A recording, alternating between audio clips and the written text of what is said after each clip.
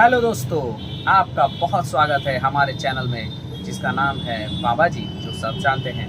तो आइए, आज का टॉपिक जो है हमारा Realme C3 का फोल्डर आप चेंज कर सकते हैं खुद से भी, और उसके लिए आपको जो भी टूल्स की ज़रूरत होगी और जैसे भी आपको चेंज करना है वो हम बताएंगे बहुत ब्रीफ से। तो चलिए हम लोग चेंज करके आपको दिखाते हैं Realme C3 का फोल्डर। ओके।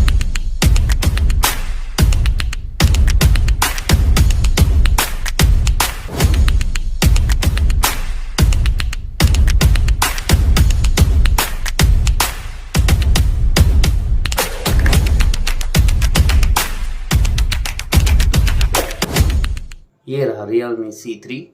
अब इसको सबसे पहले हम लोग ओपन करेंगे। ओपन करने के लिए आपको इसमें नाखून के थ्रू या जैसे भी आप क्लिप के थ्रू या कोई टूल्स के थ्रू आप ओपन कर सकते हैं।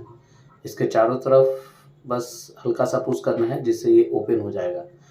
उसके बाद इसमें कवर को साइड कर देंगे। इसमें हम लोग करेंगे क्या, सबसे पहले इसकी बैटरी को निकालेंगे। तो बैटरी को निकालने के लिए ग्रीन वाला जो है इस हिस्से को कस के आप प्रेस करेंगे तो ये निकल जाएगा। ठीक है। इसके बाद इसके जो प्लास्टिक है जिसमें ये चिपका होता है उसको हम लोग साइड कर देंगे पहले, क्योंकि हमें फोल्डर निकालना है। इसलिए फोल्डर का जो क्लिप है, जो वायर है, कम से कम उतनी दूरी तक हम इसको हटा लेंगे।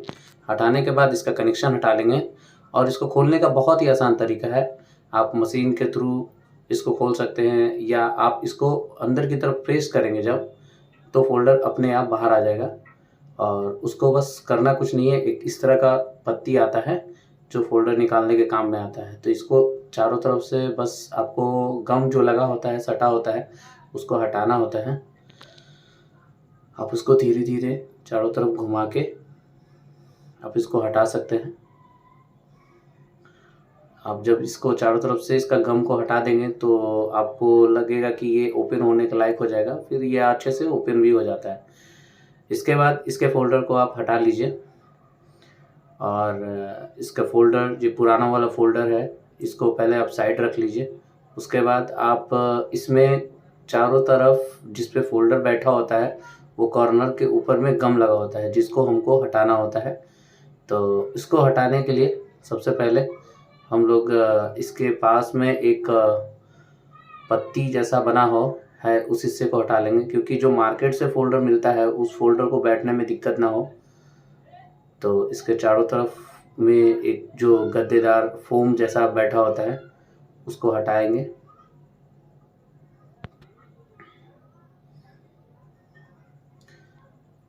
उसके बाद एक आपको चूटा की मदद से, जिसको क्लिप बोलते हैं, चूटा की मदद से आप इसको धीरे धीरे गम को हटाइए।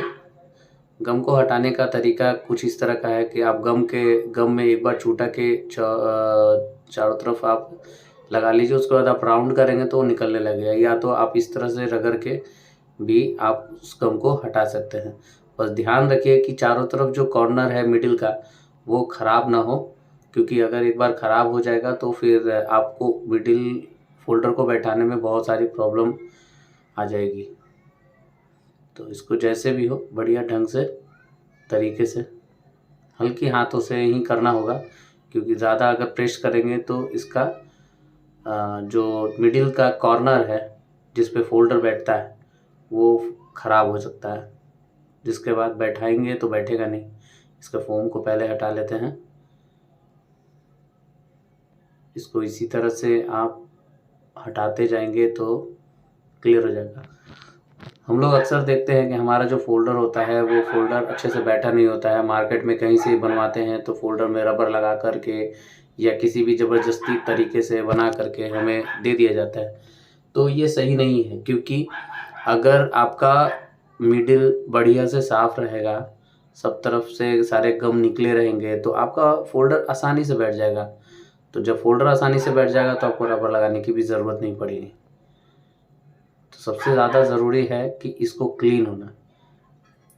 इसमें थोड़ा टाइम लगता है, बट अगर क्लीन अच्छे से हो जाए तो आपका फोल्डर भी बैठने में कोई प्रॉब्लम नहीं हो सकता।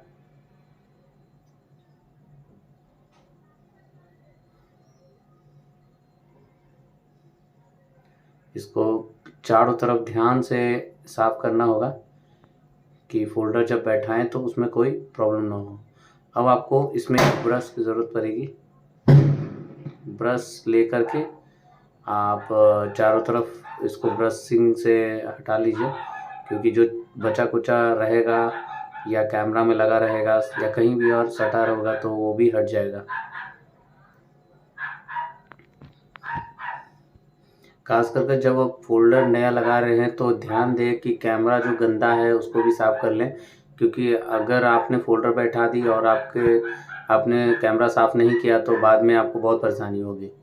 अब इसके साथ हम लोग ये गम का इस्तेमाल करेंगे। ये फोल्डर चिपकाने का गम होता है, ये 2 कलर में आता है, एक ब्लैक आता है, एक वाइट आता है। वाइट फोल्डर के लिए अगर वाइट आपका डिस्प्ले है तो वाइट यूज़ होगा, अगर ब्लैक है तो ब्लैक का इस्तेमाल करें। ज़्यादातर मार्केट में ब्लैक का इस्तेमाल इसलिए होता है क्योंकि ब्लैक थोड़ा ज़्यादा हैवी होता है, सटने में आसानी होता है, इसलिए ब्लैक का इस्तेमाल करते हैं। गम को आपको कभी भी पैनल के ऊपर नहीं लगाना चाहिए। जब भी लगाना है तो मिडिल के कॉर्नर पे ही लगेगा। अगर आपने ज़रा सा भी पैनल पे लगा दिया तो हो सकता है आपका फोल्डर सट जाए, कि बाद में अगर आप कभी भी कैमरा साफ़ करना है या कोई भी चीज़ करना है तो उसमें आपको प्रॉब्लम आएगी। तो इसीलिए जब गम लगाएं तो ध्यान से देख कर लगाएं कि आपका कैमरा पे ना लगे या सेंसर के ऊपर ना लगे या आपका जो स्पीकर है सुनने वाला वो उस पे ना लगे। तो ऐसे लगाएं जैसे कि बाद में परेशानी ना हो निकालने में भी, क्योंकि कभी कभी होता है क्या कि कभी कभी कैमरा गंदा हो जाता है या उसमें गंदगी चली जाती है तो उसको साफ़ करने के लिए फिर से निकालना पड़ता है। तो अगर आप मिडिल के कॉर्नर पे चारों तरफ ही सिर्फ लगाएंगे, मिडिल के जिस कॉर्नर पे लगता है, तो उससे क्या होगा कि आप आराम से फिर निकाल भी सकते हैं उसको। और वैसे भी अगर फोल्डर चिपकेगा तो इसी कॉर्नर के ऊपर चिपकेगा, तो बस गम इसके ऊपर पूरा फुल होना चाहिए, बाकी पैनल के ऊपर कहीं भी गिरा हुआ नहीं होना चाहिए। तो अब हम लोग फोल्डर को लगाएंगे। फोल्डर को ऊपर की ओर से होते हुए नीचे की तरफ देख करके लगाना होता है, जिससे आपको ऊपर का हिस्सा अच्छे से बैठे। ध्यान रखें कि ऊपर के हिस्से में ज़्यादा कस के दबाव ना दें, क्योंकि अगर आप दबाव देते हैं तो इसका एलसीडी का जो लाइट होता है वो फूट जाता है। उसके कारण आप देखते होंगे लाइनिंग आना शुरू हो जाएगा। तो ज़्यादा प्रेस ना करें, उसको बस लगा के और आप उसको उल्टा ऐसे रख दें। अब आपको करना क्या है, आपको बैटरी का जो प्लास्टिक है उसको आपको इस पे लगाना है, लेकिन उससे पहले आप इसका जैक लगा लें। जैक लगाने के बाद क्या होगा कि आपको प्लास्टिक लगाने के बाद भी कोई दिक्कत नहीं होगी, बैटरी उसके ऊपर लगाना होगा। ये पहले से जिस पोजीशन में होता है हम लोग को कोशिश करना होता है कि उसी पोजीशन में रखें, क्योंकि अगर पोजीशन बदली और वायर मुड़ा तो आपका डिस्प्ले अच्छे से दिखाई भी नहीं देगा। अब इसके प्लास्टिक को इसके ऊपर लगा दिए हैं, अब इसके ऊपर बैटरी को रखेंगे, ढंग से रखेंगे। अगर ज़्यादा प्रेस करके कस के आप अगर प्रेस करते हैं तो उसका वायर कट सकता है। अब इसके ऊपर का पैनल जो होता है बोर्ड का उसको हम लोग लगाएंगे। बैटरी बढ़िया से लगा गया है। अब सारे पैनल, सारे बैटरी को, डिस्प्ले को या पावर वायर, ये सब को आपको बढ़िया से ढंग से लगाना होगा। अब हम ऑन करके देखते हैं एक बार ऑन होता है नहीं। हमारा ये डिस्प्ले ऑन हो गया है और कोई भी प्रॉब्लम नहीं है, कोई लाइनिंग नहीं है। लाइनिंग आती है कब, जब आप कस के इसको प्रेस करते हैं। अगर कस के प्रेस नहीं करेंगे तो आपको लाइनिंग कभी नहीं आएगी। अब इसके ऊपर का जो पैनल है उसको हम लोग लगाएंगे।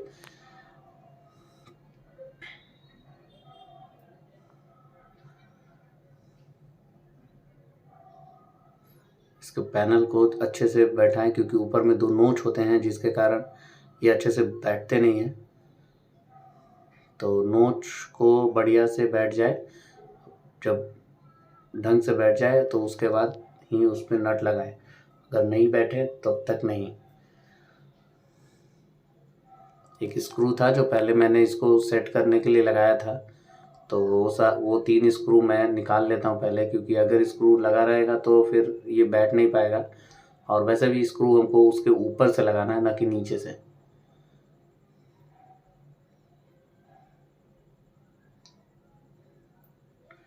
जब भी बैठा रहे उससे पहले ध्यान दे दे कि हाँ सब कुछ अच्छे से लगा है या नहीं, और उसके बाद इसको लगाएं।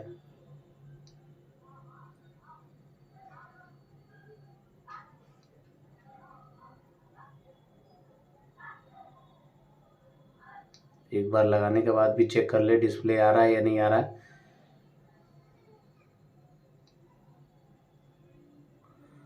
अब जल्दी से सारे स्क्रू को कस देते हैं।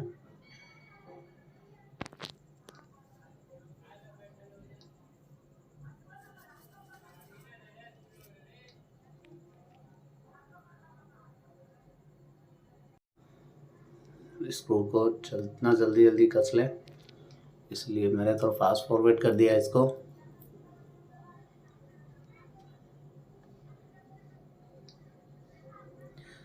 हम आपको सारे वीडियो इसलिए दिखाते हैं पूरा कि आपको कोई कहीं से भी छोड़कर ना दिखाएं।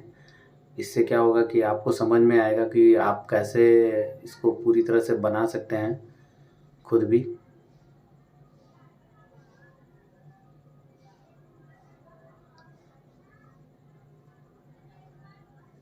स्क्रू भी कसने का तरीका है। अगर आप स्क्रू ज़्यादा कस के ज़्यादा प्रेस करके लगा देंगे तो उसमें भी डर होता है। तो अभी हम लोग देखते हैं कि इसका स्क्रीन सही से काम कर रहा है या नहीं कर रहा है। स्क्रीन ठीक से काम कर रहा है। अब हम लोग कोशिश करेंगे इसका पैनल बढ़िया से बैठ जाए, बैक पैनल। तो अब हम लोग बैक पैनल इसको लगा देंगे। बैक पैनल लगाते समय भी आपको ध्यान रखना होगा कि बैक पैनल जो लगाने जा रहे हैं वो थोड़ा ढंग से लगाएं, क्योंकि अगर आप बैक पैनल लगाने समय भी अगर ज़्यादा कस के प्रेस कर देते हैं तो उस समय भी आपको फोल्डर पे आपको लाइनिंग आने का डर होता है।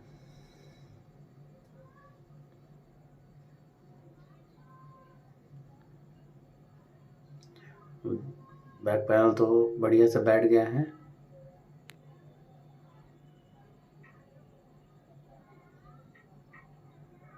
इसको धीरे धीरे ऊपर की तरफ प्रेस करना होता है, कॉर्नर से, ना कि डिस्प्ले के ऊपर से। आप कॉर्नर के ऊपर से प्रेस करेंगे तो डिस्प्ले ख़राब नहीं होगा, लेकिन अगर आपने डिस्प्ले के ऊपर किया तो डिस्प्ले ख़राब होने का पूरा चांस है। देखिए हमारा ये फ़ोन रेडी हो गया है, कोई भी रबर नहीं लगा हुआ है।